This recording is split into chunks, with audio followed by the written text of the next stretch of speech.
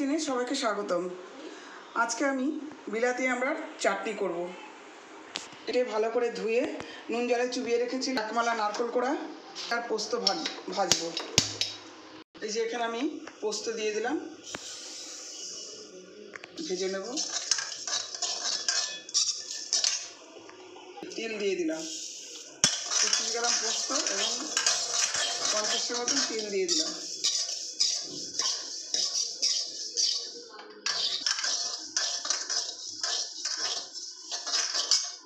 তেল পোস্তটা ভাজা হয়ে গেছে। এবার আমি এটা একটু গরম করে, একটু ভিজে আছে তো,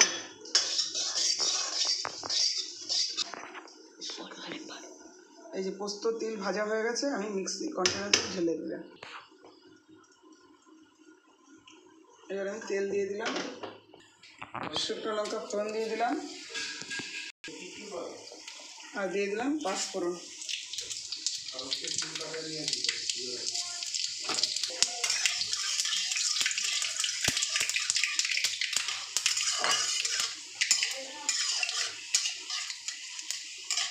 দিয়ে দিলাম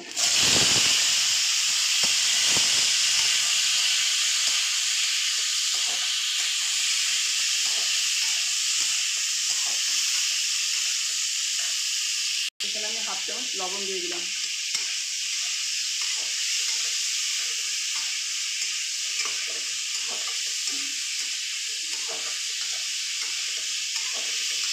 তিল পোস্ত গুঁড়ো হয়ে গেছে। এবার আমি নারকেল কোড়াটা দিয়ে দিলাম।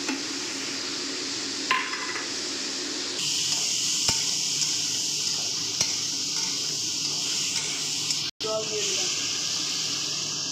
এটা আতপ বলি হবে।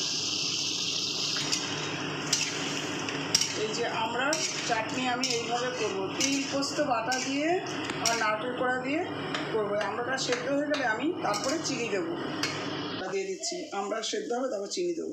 আমড়াটা সেদ্ধ হয়ে গেছে। 100 গ্রাম মতো চিনি দিয়ে দিলাম। একটু বিলাতি আমড়া তো এত বেশি মিষ্টি লাগে না।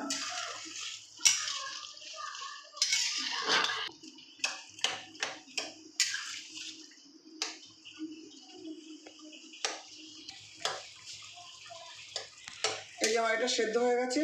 এবার আমি তিল পোস্ত নারকেল কোড়া সব দিয়ে দিলাম।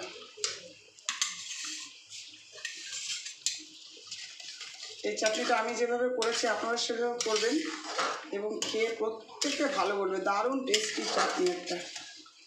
আমি যেভাবে করেছি আপনারা সেভাবে করবেন।